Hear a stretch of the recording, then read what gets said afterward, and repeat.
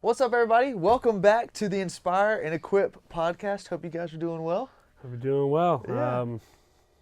Tell us where we are, Griff. Where are we? Somewhere new, I'll tell you that. Yep. We've done a little bit of traveling on this podcast, just trying to We- find our home base. I don't think we've been in the same spot once, have we? We did it Okay, episodes. Two episodes in the house without any heat. Yeah. But you only did one because I Yeah, interviewed yeah. Adam. Yep. So Great job, by the way. well, thank you. So we're hoping we can get more than two in this location. I hope this is home. I hope this is new. I home. like this space. Yeah. And there's more adjustments we can make to it, but I really am enjoying this space. Yeah. But I'm excited to be here today.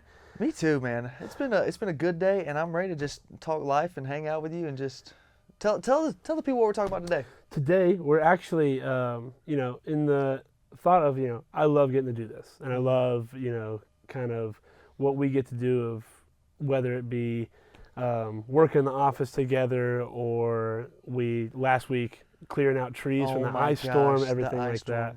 Snowmageddon. that. The desolation of ice. It was bad. It was. It looked like a tornado came through. We had on that main road, it was over 20 trees down. Yeah. On site, it was probably about 10 significant the poor trees. swings of fire. Oh yeah, the swings of fire. If you've been here to camp, the swings of fire did get taken out by a massive evergreen tree. But we're working on it. They'll be back. They'll be back. Yeah. But in looking at where we work and the way that we get to work together and the way all of us get to work together, the topic of today is talking about what makes a good work environment. Yeah. And looking at, our point of view of things, like I would say that you'd probably agree with me that Woodlands is a great work environment and it is healthy. Yep. I remember I was on the road recruiting with John, and I was asking him, I'm like, hey, what do you think about our staff culture? Like, how do you feel about the staff environment? Like, how would you grade it? And obviously he didn't answer the question. He turned it on me. He said, how would you grade it? And I was like, okay, thanks, John. But I was sitting there thinking, and this was in October, so I'd only been here for right around 6 months. And it was coming off the heels of the summer. And I said, I'd probably give it a B+, maybe an A-. And even now, I would say our staff culture has only gotten better since October, which is so cool for me to say.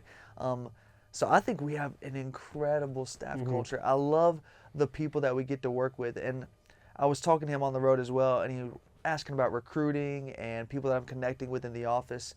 And I said, what's really cool is you could send me on the road with anybody on our team, and I would have the best time. Yeah. Whether I'm recruiting with you and Mackenzie, or whether I'm recruiting with Grant and Christian, or whether I'm recruiting with John and I've been all over the place with different people on our team, and there's not one person I'm like, oh no. It's like, no, I'd be excited to travel with any of the people that I work with. No, it's super fun to go with different people because you get to see how different people recruit and how different people are, and I think it's awesome, and that's what I love about I think our job specifically of our roles outside of the summer. We really get to jump around and help out in different areas, which I love. And I think that's great because it gives us an opportunity to see what different people's jobs are like. Absolutely. And to help them out where they need. For sure. And I think that's a big part of the healthy work environment. When I thought about this last night when thinking about freestyle and a freestyle team, of the hopes of a freestyle team is that these individuals come together and they become friends, but hopefully they become more like a family by the end of the summer. And the way they do that is there has to be effort involved in that.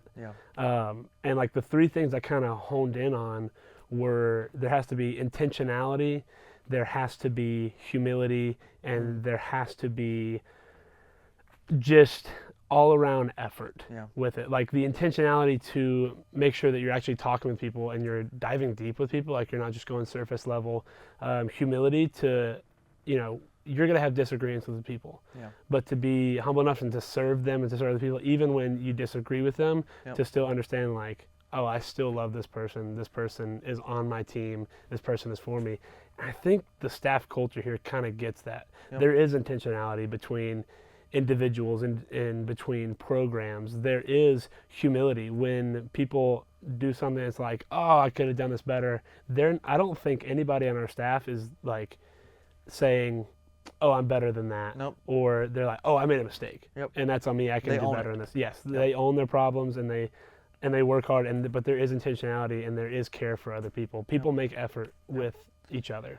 And good culture good staff culture is not created on accident. Mm-mm. It is something that, like you said, it takes intentionality. You have to work towards that. And so, I mean, I think the people that are listening, some of you guys have full-time jobs right now. Some of you guys will have full-time jobs in the future. I mean, majority of people, thankfully, will have a job. And it's like, okay, what do I do when I'm not in charge of hiring, when we don't have a good staff culture? What does it look like to have a good staff culture? I think there's so many different rabbit holes and scenarios that we could walk down and work down. But one thing I want to say before we kind of dive into some of the specifics is just like, we don't worship staff culture. Mm-mm. It's not what makes the decision or what breaks the decision in terms of where God has placed me or where God has called me. You might be in the worst spot in the world, be like, this place is actually terrible. And I look all throughout Scripture, and it's like, there was Joseph.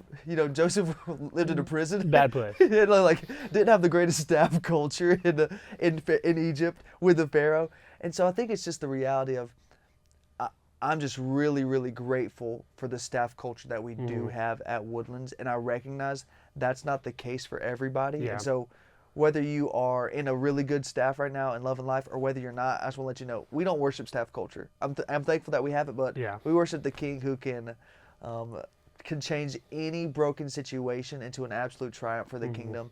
I mean, you look at Scripture where he uses the most tragic event in history, the crucifixion, to literally set up triumph for his glory and for his people. So I just wanted to say that on the outset. Yeah, like not worshiping the staff culture, worshiping the God who put you in it. And like in looking at staff culture, when you have a good staff culture and you are close with the people you work with and you work well with the people you work with, the advancement of the kingdom is so much easier when you have that culture all together. In a different way. Yeah. Like in a different way than when the staff culture is not together. Like it's way more fun. Yeah. Like it is. It's a grind when you work with people that you're like, I do not mesh with these people. It's like, okay, there's probably, for me, I've been in different scenarios I worked at North Graham University, great staff culture, loved it. But I've also worked in like secular spots doing basketball camps and refereeing. I was a referee for like a couple years. Reffing's tough. The culture was terrible, man. You're getting yelled at nightly. I had moms. I was like reffing 8-year-old games, and the moms were yelling at me, cursing at me on the sideline. I'm like, what in the world's going on? It's awful. Reffing, I don't envy. That's more work environment. I don't envy refs or umpires. Yeah. They're in the worst work environment of all time. Tough, but we had a good time. So I want to ask you, what would you say is something that makes a good staff culture? I think it's, like I said, I kind of touched on it before, with intentionality, humility, adding, I would say, like love into that, of you love the people you work with, and we're called to love all people, but when you truly love the people you work with, I think that what can make a good staff culture is when you're close to the people you work with after 5 o'clock. Yeah. When your relationships go beyond your time stamp. 8 to 5. Yeah. So when you clock out, like if you're still friends with those people and you're still keeping up with those people and you're being intentional with the people around you, even when you're not at your job, then I think that's when like a healthy staff culture can really grow. Yeah. Even like, and the intentionality and the just willingness to be there for each other.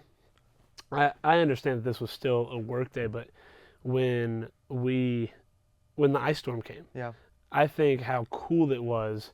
Ice storm came, we all had lunch together, and we all came back here, and we just started picking up trees. We started moving lumber that had fallen on camp. We'd all started to work together.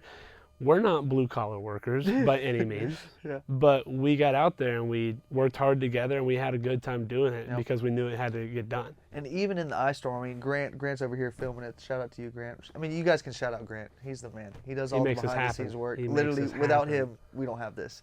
But he was spending the night at Bradley McDuffie's when all the power went out. And we were talking, I was like, what is something that has been like really, really sweet about the power outage? I know it's difficult. You don't have power. You don't have all these things. And he said, the community. He's like, everybody has like come together. Everybody who lived on site was like, okay, there's 3 houses with power because of these generators that we have set up. And everybody just flocked to these houses. Everybody was eating breakfast together. Everybody was sleeping under the same roof together. It was like this, and that's not normal. No.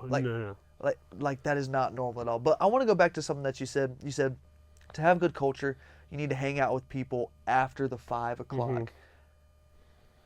How do you do that? Just straight up. What if somebody's listening to this thinking, I don't know what to do? How do we do that? What would you say to them? It starts with you've got to be willing to initiate stuff. I think that can be really hard. And for me, I tell my wife this all the time.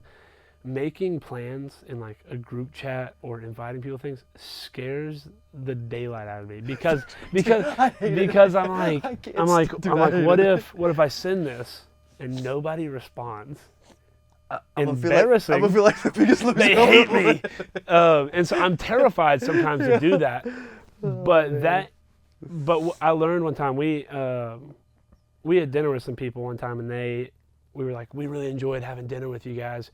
And they were older than us, and they were like, yeah, we did too. We've been wanting to do this. We just are scared to put ourselves out there like that. And we're like, y'all are scared to do that? And when I think about it like that, it's like, oh, if people are just willing to initiate hanging out and being intentional with one another, then that's how you grow that. And so when you can mope around all day and say like, no one invites me anywhere. Be the person to invite people, and that is hard. So hard. Because when you feel like I feel like I'm constantly the only person inviting people, I promise that eventually something's gonna come up where people are gonna invite you. Places I laughed the other day because Adam Hogshead, who I got to interview last time, he kept inviting people over to come watch football games at his house, and I wanted to go so bad, but every time he'd invite me, I couldn't make it. And I was like, please don't stop inviting me. I will make it. I promise. I just can't these times that you've invited me. And so I think just having the initiative to do that and putting yourself out there to invite somebody, because you never know what somebody is also thinking or waiting around to be invited to places. So I think the more people who learn, I'm going to initiate this, the better for the work environment. I was thinking about my time back at North Greenville, and one of the things I would tell college students, especially freshmen coming in or transfers coming in, and this applies to middle schoolers, high schoolers, it doesn't matter who's listening to this, all of life. It's a verse in Proverbs that says, he who has friends must show himself friendly. And it's this aspect of everybody wants the friend that reaches out and is like, hey, let's go do this thing, or let's go hang out, or what if we watched a movie at my house? But very few people are willing to be that friend. And so my encouragement to people listening is, rather than wanting to have that friend, be that friend to somebody else. And that takes intentionality, humility, effort, love. That is not easy, but man, it is so good. And it takes sacrifice as well. Oh my gosh. Being this hospitable. could be a whole other episode. Yeah, being hospitable. Might do that. I'll put it up here. Being hospitable, it is. I've seen you do this really well, whether it was at North Greenville or even here. Open up your house and you let people come in. People will just randomly come into your house at North Greenville. I loved it. And it was, and you loved it and you found joy in it. But it is a sacrifice. But it's sacrifice because there's sometimes you just want to be alone and you don't want to clean your house. You don't want to plan anything. You don't want to entertain people. But if you want those deep relationships and you want to grow more relationships with people, you got to be willing to put in the effort, and that takes sacrifice. Sacrificing rest, sacrificing time that you would just spend being by yourself or doing something. But there is sacrifice involved in that. And to have that good staff culture, you got to sacrifice some things. Saying yes to one thing means saying no to a lot of other things, which is so painful for me, but it's reality. Kind of going on the opposite end of things to close things out, what do you feel like is a huge harm to staff culture? So if you could pinpoint like one thing or a few things to what is a huge harm to a staff culture or unity of a staff, what do you think that would be?